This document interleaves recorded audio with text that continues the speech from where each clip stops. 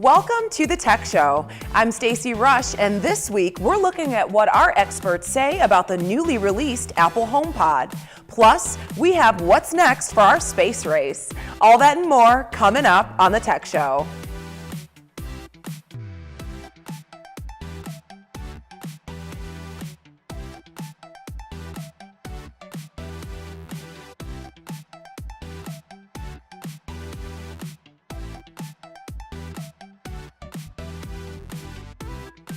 Now it's time for the latest. A small group of advertising industry insiders have developed a novel campaign for this year's award season, nominating Russia's misinformation and manipulation efforts for a Webby, which honors the best of the internet.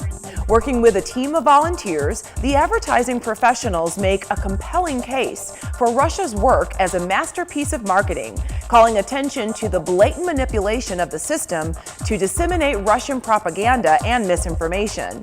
The campaign also notes that the Russian-backed campaigns try to exploit popular apps like Pokemon Go and social media blogging platforms to create news to advance their agenda. The decision to submit the campaign to awards organizations was made to confront the industry with its own hypocrisy and ideally encourage executives to take action.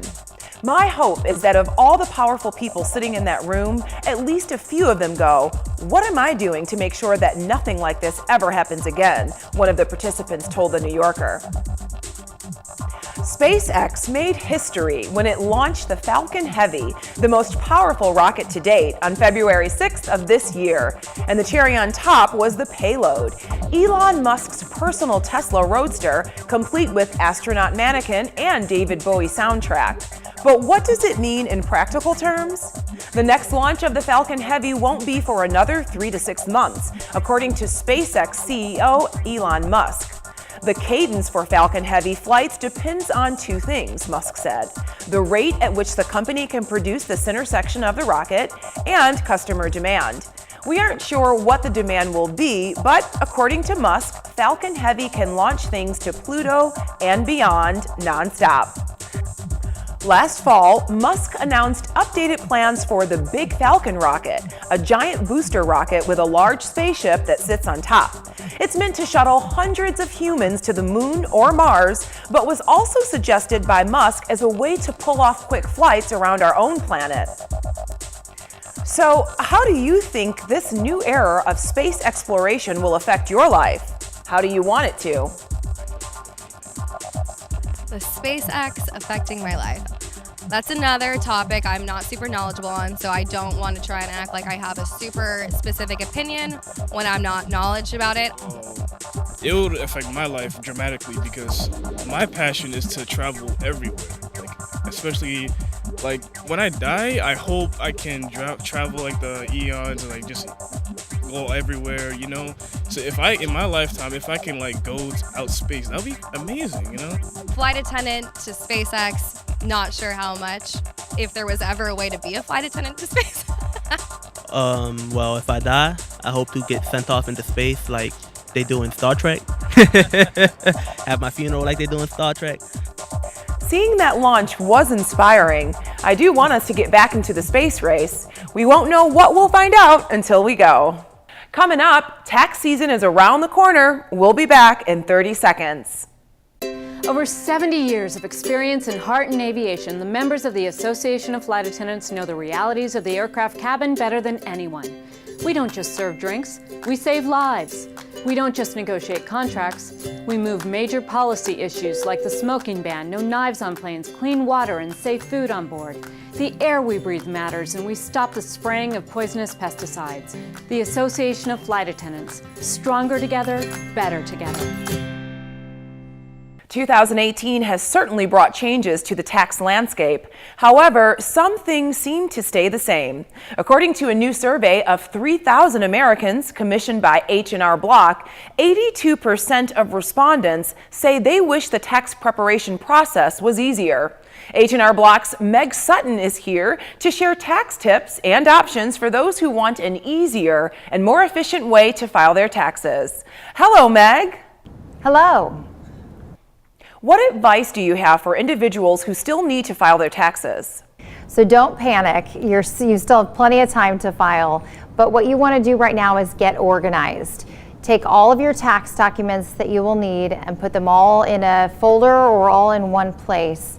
And that is because every tax document that you have will be factored into your return and will ultimately lead to the deductions and credits that you are eligible to claim. So in order to reduce that anxiety and that frustration, make sure that you're as organized as you can possibly be. For me, the stress comes from all the paper. So how is technology helping tax filers save time this tax season? Absolutely. So technology is bringing more convenience to tax preparation. This year we're launching H&R Block Tax Pro Go, where clients can answer a few questions and be connected with a tax pro and their price. And then they just simply upload their documents to that tax pro, and the tax pro will complete the return within about 5 days, all without ever stepping foot in an office. What tax implications should people working in the new gig economy be aware of? So freelancers have a lot of questions when they come in to file their return. There are 3 important things for them to know. The first is that the tax forms that we file are going to be different. Second is that the documentation that they use to complete that return is going to be different as well. So make sure you're holding on to receipts and anything that you have for your business. And the third is that instead of making all of your withholdings on your paycheck, you're going to make estimated payments to the IRS on a quarterly basis. And what impact did tax reform have on taxpayers who are self-employed or earning income outside of a traditional employer? Tax reform is a good news story for small business owners. The tax breaks within tax reform are going to reduce the amount of tax liability that business has, and then it's about a 20% pay increase for that small business owner. Where can Americans go to find more information about the new option for filing taxes in 2018? So go to hrblock.com/taxprogo for more information. Thanks, Meg, for all the great tips. Coming up, we have dueling reviews of the just released Apple HomePod. Is it right for your home? Find out when we come back with more of the Tech Show.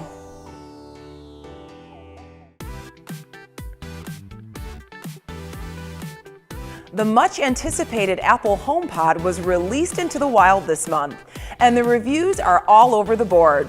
While the HomePod is significantly higher priced than its Google and Amazon counterparts, it isn't quite as ritzy as the $1,000 Sonos. So how does it hold up? We have a double dose of unboxing, starting with Armando Ferreira in this week's field test. Oh boy, where do I begin? Let's go ahead and start off with yesterday. So I was really excited to get my HomePod. I got the door knock from UPS, ran up here, turned on the camera, wanted to do a video for you guys on an unboxing and just kind of a first impression. So first thing I did was notice, the materials and everything. Really nice, really premium feeling, very heavy too for a speaker. And then also I noticed the braided cable, a lot of attention to detail. So kudos to Apple because the quality definitely merits the price tag. If I'm going to be spending $350, I better look like a $350 product. I do have an iPhone 10, so I started, trying to pair it with that.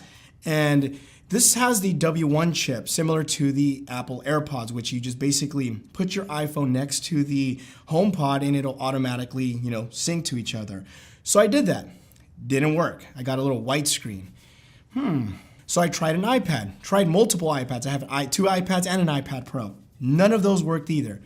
After trying for several hours, and I even contacted Apple support, and I was on hold, and I kept tweeting about it for almost 2 hours. I actually finally hung up because I don't care what you say, but being on hold for 2 hours is ridiculous, no matter what company you are.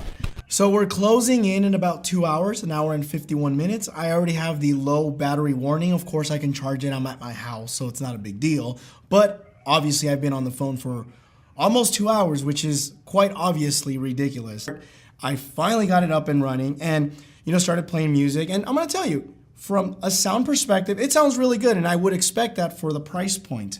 Now, this is where things start to get very interesting because, again, you need to be signed up to Apple Music. It is very, very enclosed, meaning you can't use Bluetooth, which I was very bummed about because here's the thing. I do have a lot of indie type music that's not available on Apple Music or Spotify or any other platform that I like to just stream. There's no auxiliary inputs anywhere, so I'm kind of forced to the Apple Music ecosystem. And that's fine if you already have it and that's all you do, that's great.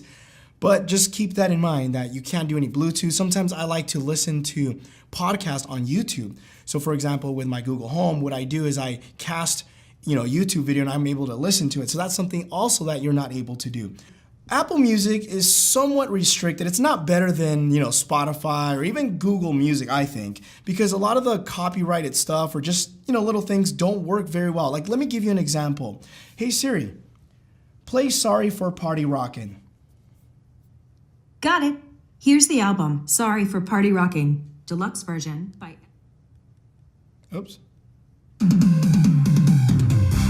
A short time ago, in a galaxy. Hey Siri, close. Stop. Now you know what Sorry for Party Rockin' sounds like. If I told you, hey, go play this on my, device, you know exactly what I'm talking about. Okay, Google, play Sorry for Party Rockin'. Sorry for Party Rocking by LMFAO, sure. Playing on Google Play Music. Sorry for party rocking. Okay, Google, stop before we get copyrighted. I just think that it's half-baked.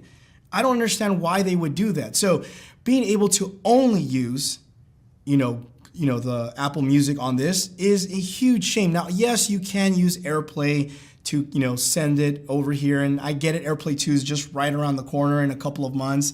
That's not the point. The point is, if you're gonna be using a voice assistant, you wanna be able to make sure to say, hey, play this music, and it just works right out of the box. Well, I guess that's a no vote from him, although I think the verdict had a lot to do with being on hold for 2 hours. So now let's get Jonathan Morrison's take on the HomePod. Yo guys, Jonathan here, and this is HomePod. So I've got a chance to spend the last couple days with this, a lot of thoughts, a lot of impressions, the first of which being it is way smaller than you might think. Out of the box, there's not a whole lot going on. You get the HomePod itself, a quick start guide, and a singular Apple sticker. I will say though, sometimes it's the attention to detail, the small things that really make a difference. The fabric on the power cord matches the HomePod, and that's kind of cool. Now, setup on the HomePod is one of the nicer parts of the experience. If you've ever used AirPods, it's kind of similar to that, where you stick your phone out, a little HomePod icon pops up, you connect, you're never diving through any menus, you let it do its thing, and shortly thereafter, you are good to go. So from there, I'm gonna jump into sound quality. And I know some people aren't gonna wanna hear this, but the HomePod sounds really freaking good.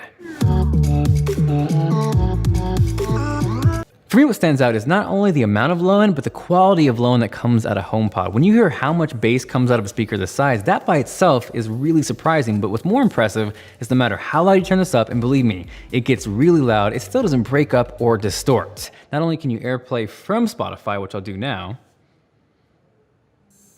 you can actually use the voice controls to change everything. So hey, next track.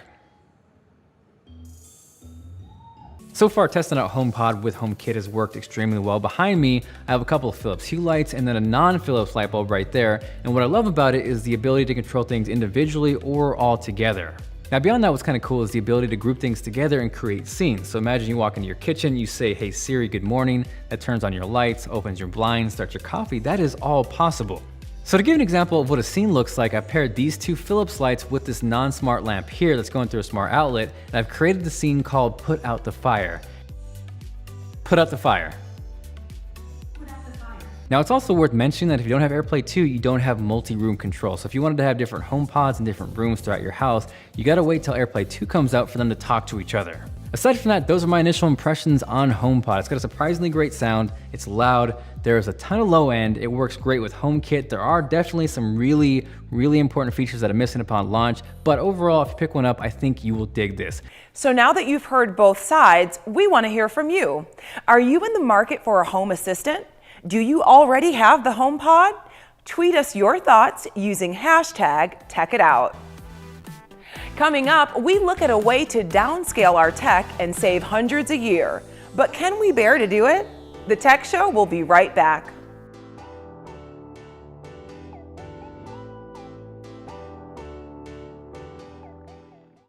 When you have credit card debt, the debt suckers, high rate and high pay, never leave you alone. Debt is really sucking the life out of them. Yes, they look like that. Wonderful.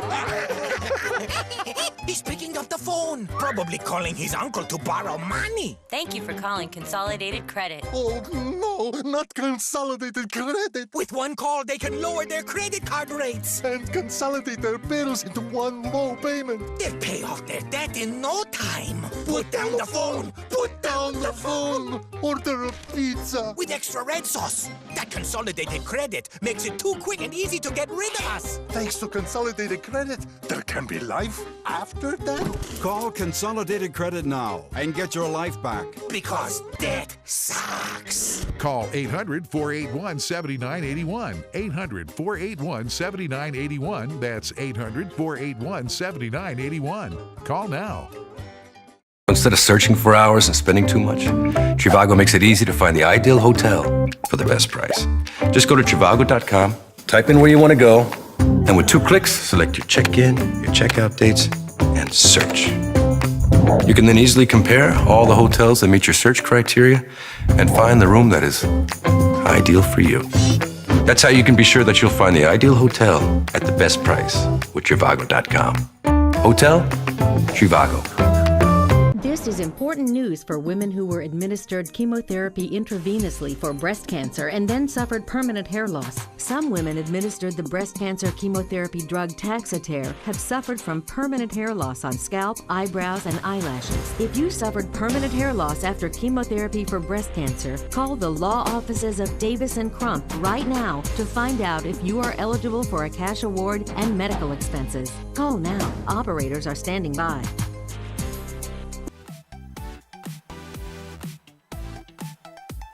Welcome back to the Tech Show. According to the Pew Research Center, a little more than 3/4 of American adults own smartphones. And even with the Big Four battling it out for our business, the average cost of a single line is $73. We spend more than almost any other country except Japan on staying connected. And a big part of that is the steep rise in flagship phone prices. We either plunk down $1,000 to buy the phone outright or pay monthly, either to buy or to lease the device, which gets added to that low promotional rate we are offered. But do we absolutely need all the bells and whistles? Our friends at Unbox Therapy review what is probably the world's most basic smartphone, the Alcatel One Touch Ideal, as we return to this week's field test.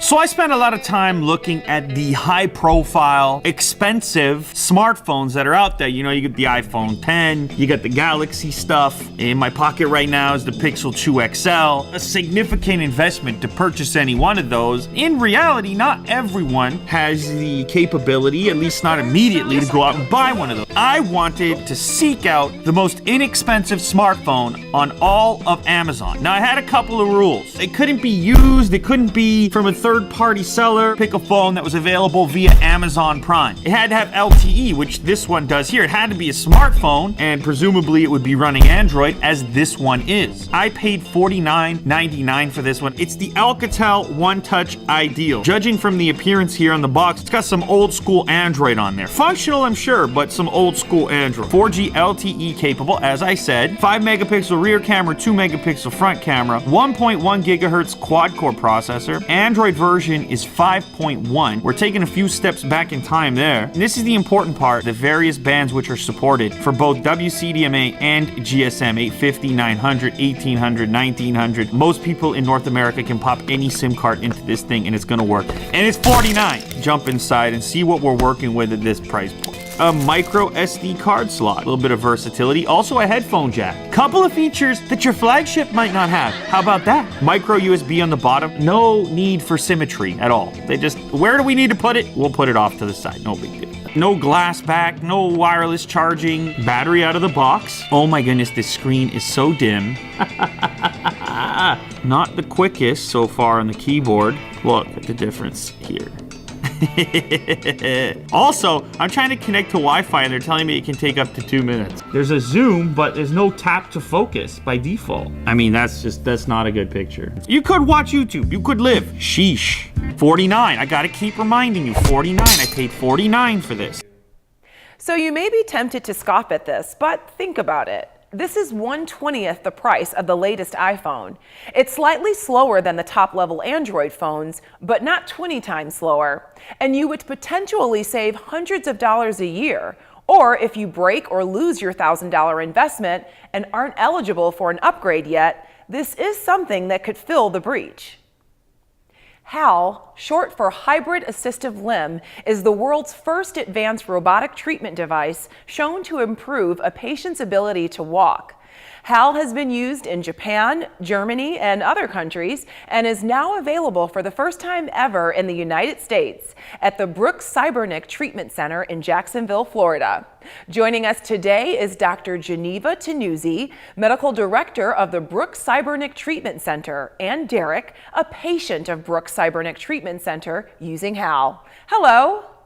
So can you describe to us the science behind HAL and how the treatment helps improve a patient's own ability to walk? So HAL, or Hybrid Assistive Limb, as you mentioned, is the first advanced robotic treatment that has been shown to improve a person's ability to walk after they have a spinal cord injury. It acts via signals that are placed on the skin that detect any remaining signals from the brain to a patient's nervous system that ultimately control their legs. So it's controlled by a person's own feedback or own volition to create their desired movements. So in a case like Derek, who has some residual movement in his legs and would like to improve his ability to walk, over time, the robot has improved his ability to walk and his mobility. Derek, tell us what it feels like to use HAL to walk, stand, and move. It's a pretty great experience. I've never used anything like this. It's improving my posture, improving my strength, my core, my steps have improved. I'm so excited to use this. It's great to be here at Brooks, and I'm hoping that this is going to be successful for me and so many other people. Tell us about the varied spinal cord injury treatments available at the new Brooks Cybernick Treatment Center. With Hybrid Assistive Limb, we're able to provide treatments for people with spinal cord injury who are tetraplegic or injured at the neck, or paraplegic, which basically means injured somewhere below the neck. The biggest point of the device is that there needs to be some signal still getting through from the brain, passing through the spinal cord to the lower extremities. As long as there's some impulse getting through, then a patient can be an appropriate candidate. And where can we go to learn more? So for anyone who's interested, I would direct you to the website www.brookscyberdyne.org. Should have all the available information to contact us as well for interested participants or just people who want to learn more about the device. Amazing stuff. Thank you. Let's take one last break and we'll return with this week's invention that just may take my money. Be right back with more of the Tech Show.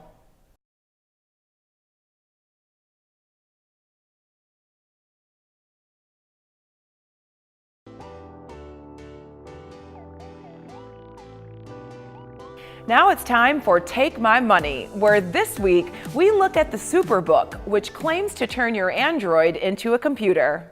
Just connect your phone to the Superbook using a USB cable. The Superbook provides the keyboard, multi-touch trackpad, and display, and your smartphone brings the computing power, along with your files and apps. And of course, the Superbook can use your smartphone's data, Wi-Fi, and Bluetooth connectivity. So it's certainly easier to type a long email on a laptop than a phone, but if I'm just carrying around a big screen and keyboard for my phone, I might as well carry around an actual laptop. Superbook, sorry, but I'm keeping my money. Thanks for joining us this week. Follow us at the Tech Show TV and join the conversation. Tech you later.